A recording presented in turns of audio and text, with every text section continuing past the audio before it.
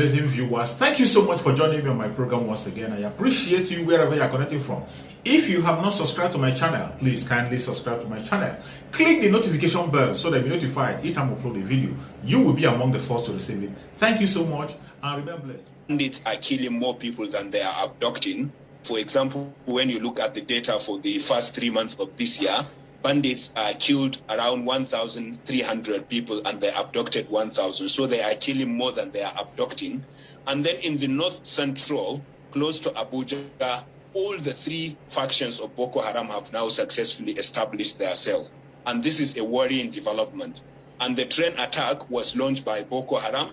We now know that the Kuje prison attack was launched by Boko Haram. And I can bet you that the two attacks in Abuja yesterday and day before yesterday, or I mean today, early today, both of them were launched by Boko Haram, not bandits.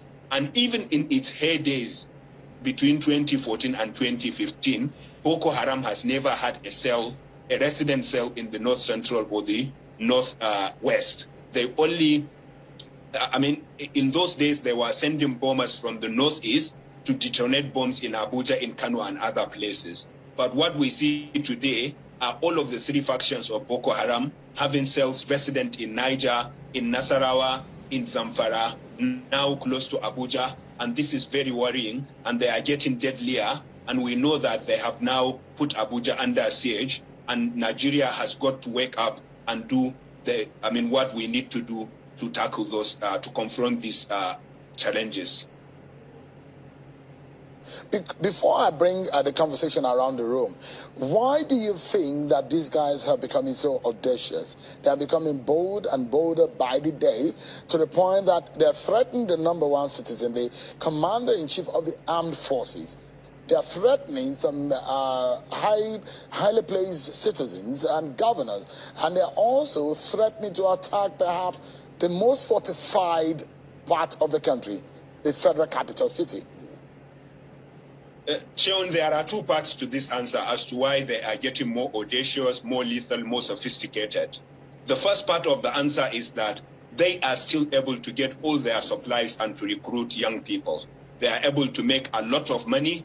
We know that reports say from the Abuja-Kaduna train attack alone, they have so far made at least 900 million naira. No business makes 900 million naira in 4 months in Nigeria. But they made at least that amount of money. They are able to bring in their weapons from outside the country, but also take over military weapons and vehicles. They are able to recruit young people and radicalize them to continue fighting. And they are able to use the vast forest that has been mismanaged for years. That's one part of the answer. The second part of the answer is that our response has been woefully ineffective. And that's because there is no leadership in the security framework. There is no strategy. You have the Nigerian military working, in silos from the Nigeria police force. The immigration doesn't work together with the police. The DSS says they are gathering intel and report, but nobody is acting on it. And you don't have the kind of leadership the federal government needs to give. And that's why state governors also do things on their own. And unless you have a synergy and coordination, unless you have a coordinated strategy, not only in Nigeria, but also between Nigeria and its neighbors, for example, Niger, Cameroon, Chad, you are not going to get on top of this problem. So it is the fact that they continue to get their supplies, they continue to make money, there are no consequences to crime, but also because we have been ineffective in the use of technology, use of intel, and in the use of our resources to fight them. Number of people we are talking about, Boko Haram, IPOP, and the bandits, are less than 50,000.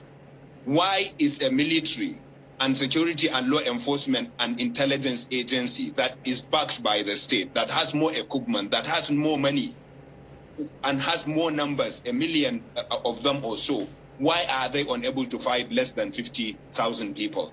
Like I told you, there may be need for more numbers for the Nigerian military and the police, but what the major problem now is that we are not making good use of the numbers that we have today. For example, someone would say people like paramilitary, like the immigration, does not add to the number because they don't fight physically and in the battlefield. But if you look at the three ingredients of insecurity in Nigeria, drugs, strong motorcycles that are imported from China, and guns, none of them is manufactured in Nigeria. They all come through our borders illegally. If the immigration does its work well, if customs do their work well, you have taken away 70% of the problem.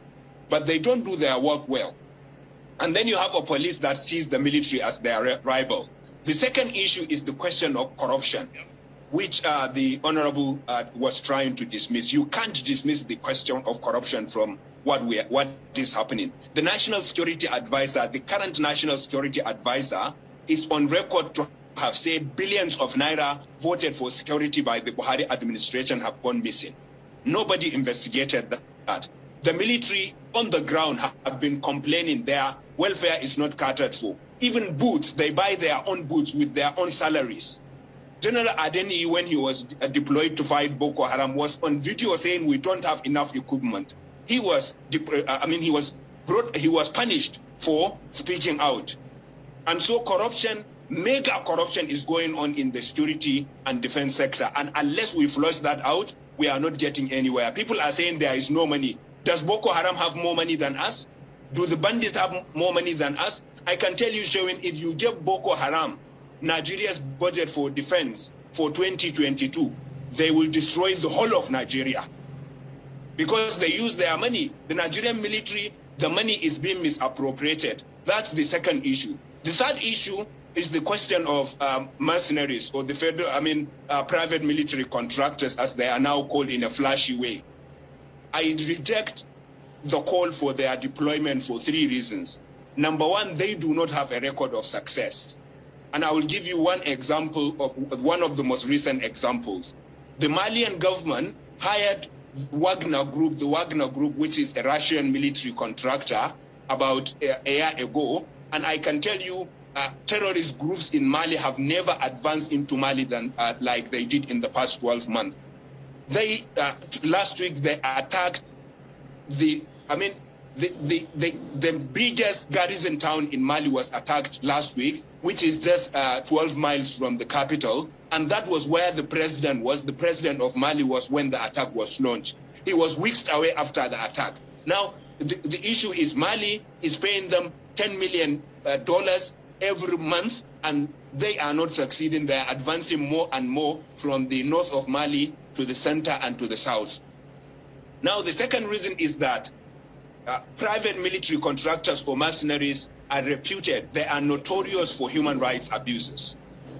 And if you look at every research that is done into why young people join extremist group, you would find out that human rights abuses is one of the reasons. A United Nations report that was published in September 2017 found that 71% of young people who joined Boko Haram after the war started joined because of human rights abuses by government and security forces against them. So if you bring mercenaries, you will push more young Nigerians to Boko Haram. You will push more young Nigerians to bandits because there will be human rights abuses, and they would not take that. They would,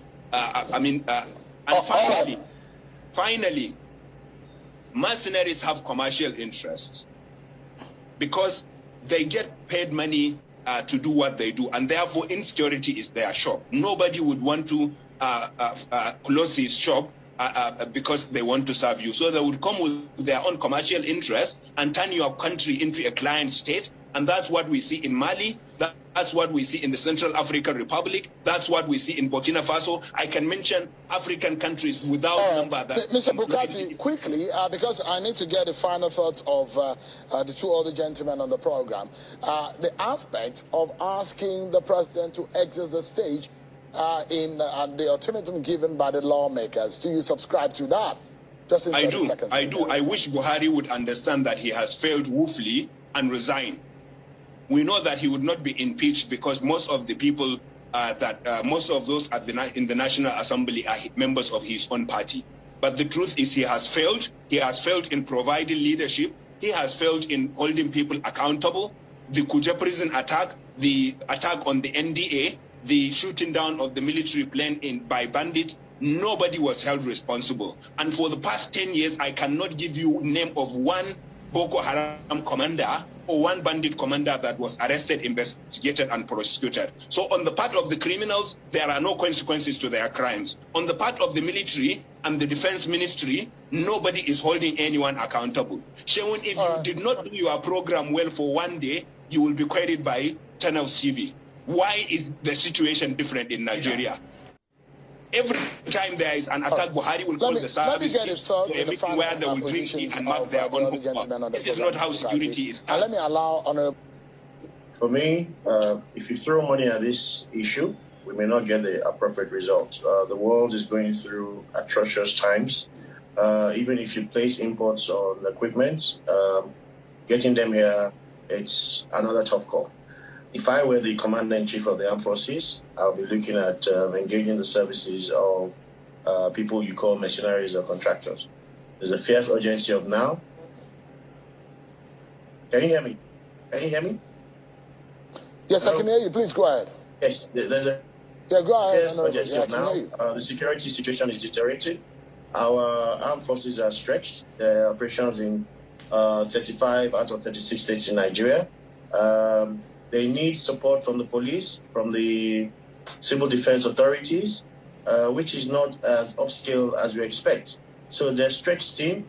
Equipments are not as forthcoming or arriving as soon as we envisaged. The exchange rate is also tumbling. So we live in very, very interesting times. So, like I said, if I was the Commander-in-Chief of the Armed Forces, I'll be finding ways of getting these contractors, these experts who already have equipment, night goggles, MRAPs, RPGs, technologies that can source out people hidden in the forest. Otherwise, we'll be waiting and waiting for long to get this equipment that have been paid for. Now, some Nigerians might get upset tonight. And you know why? Because we have heard so many times how much is being budgeted. First and foremost, we heard a few years ago that the monies meant for military hardware were being stolen. Now, we're hearing that we are actually getting to talk with other countries, Turkey, China, the United States, Russia, to get military hardware. We understand that we've gotten the Tucano, the Super Tucano aircraft to fight this war.